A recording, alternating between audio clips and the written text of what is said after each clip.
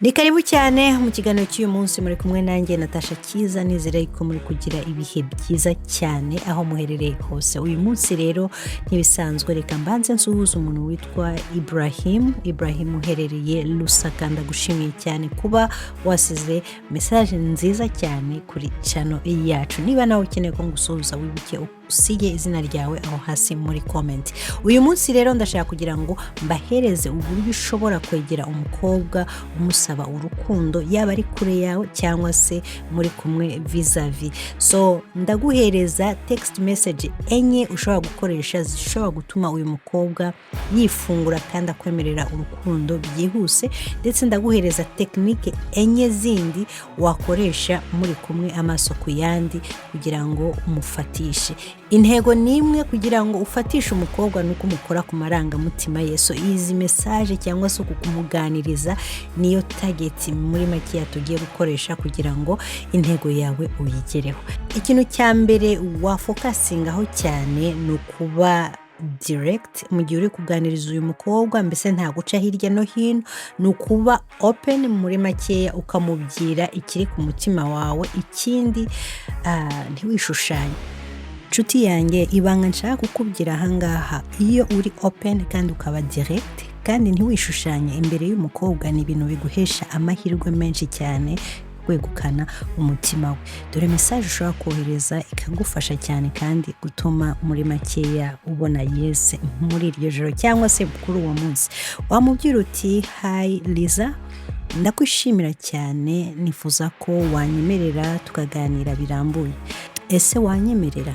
Iki ni ikibazo cyiza cyangwa se ni text message nziza wohereza uyu mukobwa muri makeya ituma yumva yuko hari umuntu umutekerezaho. Kuba abonye message nk'ingi ni ikintu kimukangura umutima, akagira nayo matsiko atese n'icyo agiye kumbwira.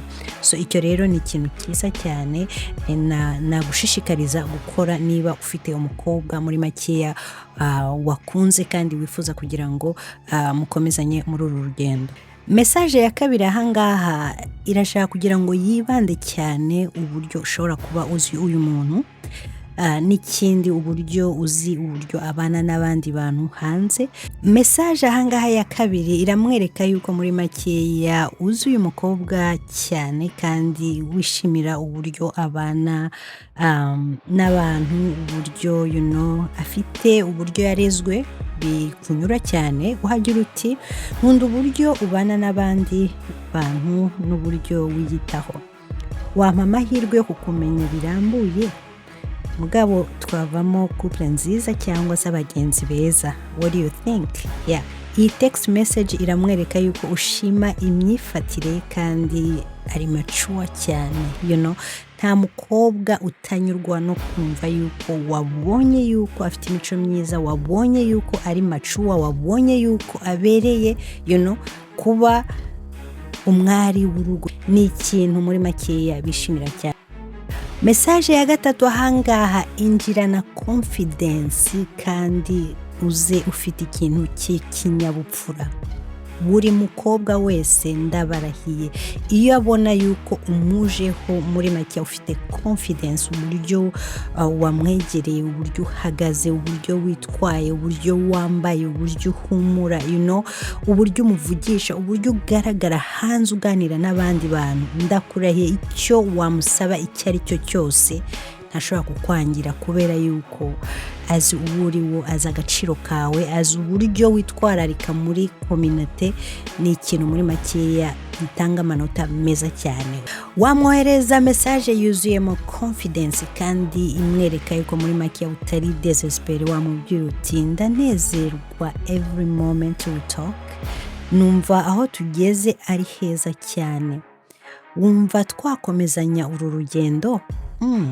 Urumva uburyo umwinjiriye, urumva n'ikibazo umubajije, umweretse yuko muri makeya ubwawe wiyujuje. Niyo yakubwira ati oya cyangwa se niyo yakubwira ati mwanya, ariko ntago winjiye usa nk'umuntu uri needy cyangwa se umuntu wirukanka ku muntu uko yabuze icyo yabuze yabuze hirya no hino, donc wamwinjiririye na ya confidence arabyumva no muri text message yuko muri makeya uri umuntu wihagazeho kandi uri umuntu ufite gahunda ya rero text message nayo ni nziza cyane uyimwoherereje ndumva yamugwa neza cyane. Message ahangaha ya nyuma ariyo ya kane ushobora gukoresha ni tuma umwereka yuko umwifunguraho kandi nta kintu na kimwe umuhisha imbere n'inyuma kuri wowe. So ahangaha ni hahandi ugiye kuba open 100% kugira ngo yumve ikiri ku mutima wawe. Wamubwira uti sinshaka guhisha uko nkwiyumvamo, ndakwishimira cyane, ndifuza niba wanyemerera tukubaka amateka hamwe, waba uri open to that?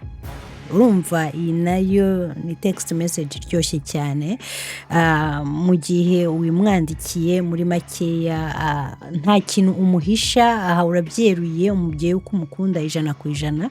So is very simple ku mukobwa guhita gusubiza kandi akakubwira n'uburyo nawe akwiyumvamo.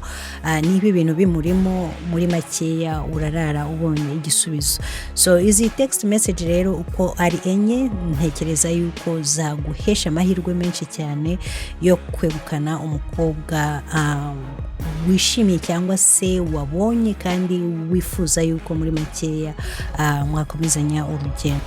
Iyo muri kumwe nawe amaso ku yandi nka ya ndirimbo ya The Ben, uzaza ryari nkubone amaso ku yandi, finalema ari kumwe nawe. Ndashaka kugira ngo nkwibutse yuko eye contact yawe, uburyo witegereza umukobwa, ijwi ukoresha ryarindi riri deep, ryarindi rituje cyane. Iyo abona yuko wubaha ibi bintu ko ari bitatu, nibyo bintu byihutisha cyane mu gutuma umukobwa muri makeya akwiyumvamo cyangwa se akwemerera kuguha urukundo. So iyo muri kumwe rero koresha ibyo bintu bitatu: ijwi, kumwitegereza mu maso, kandi ugire urangwe n'ikinyabupfura. Message ahangaha wamubwira cyangwa se muri kuganira wamwitegereza mu maso ukamubwira uti ndagukunda, ndifuza ko njye nawe dukomezanya uru rugendo. Urabyumva gute? Urumva ni conversation yoroshye ariko wateguye ibyo bintu bitatu nkuko mbikubwiye, kandi muri kumwe nawe uri serious, uri kumuganiriza ukamuha nk'iyo message muri makeya ituma umutima we woroha. Tekinike ya kabiri wakoresha ahangaha, turaza kwinjira muri ya mitoma njya mbahereza cyangwa se ya magambo akomeye cyane. Niba unayakeneye wavuga umutoma muri iyi video kugira ngo mbahereze indi mitoma kuko yo ndayigira cyane. Manura umutoma, ijwi rituje mu gihe uri kumuganiriza. Wavuga uti kuba iruhande rwawe binzanira umunezero ntabasha kugusobanurira. Uti kuba iruhande rwawe ni ibintu binzanira umunezero cyane, ndifuza kuba nabana nawe igihe kirekire. Ese urabyumva gute? Ese twabivana hano tubijyana ku yindi level? Urumva rero kumubye ibintu nk'ibyo ngibyo muri makeya ni benshi baba bategereje yuko abasore bavuga amagambo nk'aya ngaya. Ntuyabike mu mutima, just mubwire ibiri ku mutima wawe kugira ngo umuruhure, kuko abenshi baba bategereje, kuko urabizi yuko abakobwa bari hano hanze ari benshi cyane. Kuba umubwiye amagambo nk'aya ngaya muri makeya kandi akuvuye mu mutima ni ibintu bituma yoroshya umutima we kandi akakwakira. Mukihutisha ibintu ntibigume mu makorosi. Yes. Ikintu cya gatatu ahangaha wakoresha blague cyangwa se imigaryo. Umusore burya uri seriye cyane abura amahirwe menshi cyane yo kwegukana umukobwa. So niba uri umuntu uzi gukora blague tutuma umukobwa aseka, ni banga rikomeye cyane rituma umukobwa aguha umutima we byihuse cyane. Wamubwira uti nsigaye ndara amajoro kubera wowe, wagira ndi kwizamu, umpora mu bitekerezo every night. Can you imagine umutoma nk'uwo nguwo kuba uwumanuye cyangwa se joke nk'iyo ngiyo, urabona ko ituma aseka. Nanjye ubwanjye ndi kubivuga ndimo ndaseka. Umbwiye ibintu nk'ibyo ngibyo ni ibintu bikirigita umutima wanjye ya ugaseka muri makeya uti ariko ubwo ntiwanyemerera tugafatanya uru rugendo ya nawe akarara ayo majoro agutekereza yigaragura muri ubwo buriri. Ni ibintu muri makeya biba bishimishije cyane iyo uvuze amagambo nk'ayo ngayo. Wibuke yuko blague cyangwa se imigaryo myiza cyane ituma umukobwa akugumaho, kuko ntawe ukunda kubana n'abantu bari seriye cyangwa se bashyira ibintu byabo byose ku murongo kugira ngo dukurikirane nk'aho turi mwikosi. So akunda ibintu bituma ubwonko bwe bworoha cyangwa se butuza. Umuntu aba yiriwe muri byinshi cyane, ariko uzanye utuntu tw'utublague nk'utwo ngutwo ni ibintu bimunezeza cyane. Uzarangiza ahangaha ubwira umukobwa yuko muri makeya uri serious mu byo uri gukora byose, udashaka wastinga time yawe, udashaka kugira ngo haze abantu bajya muri competition, urashaka kugira ngo ibintu bibe clear. Wamubwira uti ndagukunda pe, mbona njyewe nawe twakora famille nziza, ndakurahiye yuko nzakubaha, nzakwitaho, kandi ukuri niko kuzandanga mu bihe byose nzaba ndi kumwe nawe. Would you like to be mine? Aka kantu gatuma umukobwa yumva yuko ari safe, ikindi akumva yuko yubashywe. Kuba umubwiye amagambo nk'aya ngaya ni nka yayandi mubwirwa cyangwa se yayandi bakoresha iyo murimo murasezeranya. Namwe mukiri muri stage umubwiye amagambo nk'aya ngaya ni ikintu kidashobora gutuma akibagirwa ibihe byose muzaba muri kumwe nabo.